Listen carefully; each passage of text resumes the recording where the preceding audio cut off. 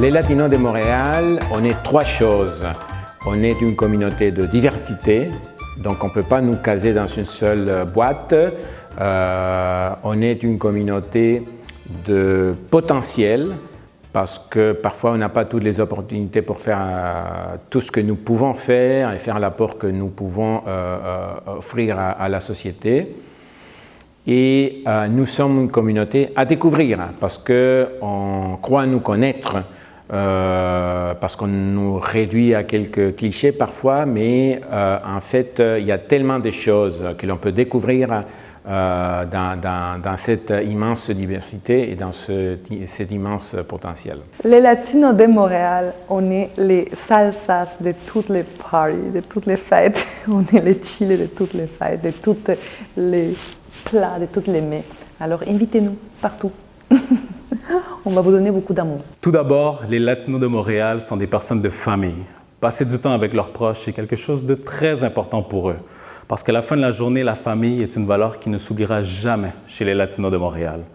Deuxièmement, ils sont très travaillants. Ils aiment travailler. C'est normal, parce que dès leur jeune âge, les parents leur font comprendre qu'aller chercher les opportunités de travail est une priorité. Et finalement, les Latinos de Montréal, ils aiment faire la fête. Ils aiment chanter, danser, qu'il s'agisse du reggaeton, la salsa, la cumbia, la bachata, peu importe. C'est en eux, ils sont chaleureux. Les Latinos, je ne voudrais pas sombrer dans la caricature qui limite un peuple à une seule image, mais je trouve que la communauté latino de Montréal prend de plus en plus sa place. J'ai eu l'occasion de participer à une table ronde avec Maritza Rosales. Il y a le festival Latin Arte. Donc ça nous permet de découvrir la richesse d'une culture au niveau intellectuel, au niveau de la peinture.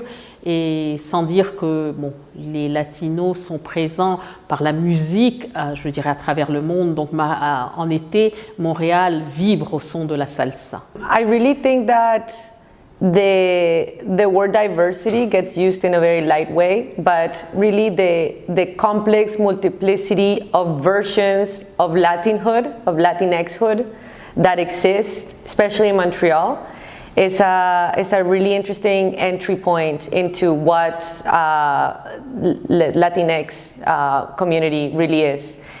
Incredibly diverse, incredibly complex, and made up of so many different types of Latinhood. People who are born here who identify as Latinx, people who are born in Latin America who come here and adapt into Canadianhood, people who identify as being from Montreal, having that stepping stone of diversity as a place of where they build their identity.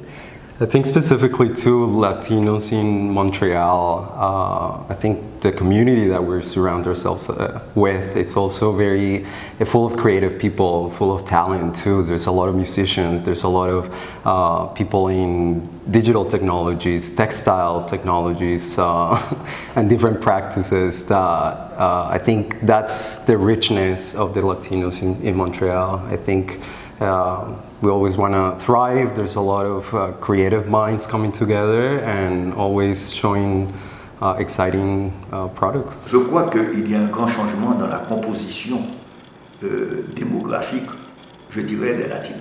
Au départ, moi qui suis depuis très longtemps au Québec, il y avait une immigration très très limitée. À partir du Chili, il y a une immigration de Chiliens qui étaient des réfugiés politiques. Bon, ils se sont inscrits, certains sont retournés, mais ils se sont inscrits, ils se sont intégrés, puisqu'on a eu des députés au fédéral et au provincial. Il y avait des profs d'université, et je pense que l'immigration, à partir des années 80, mais plutôt 90, a attiré des gens qui sont venus de Colombie, qui étaient ou du Venezuela, ou de Cuba. Et c'est une immigration qui est de plus en plus une immigration de professionnels qui sont venus ici et qui effectivement, c'est une immigration diversifiée avec ses travailleurs, oui, mais aussi ses artistes, ses écrivains. Et aujourd'hui, la communauté latino-américaine est une communauté très diversifiée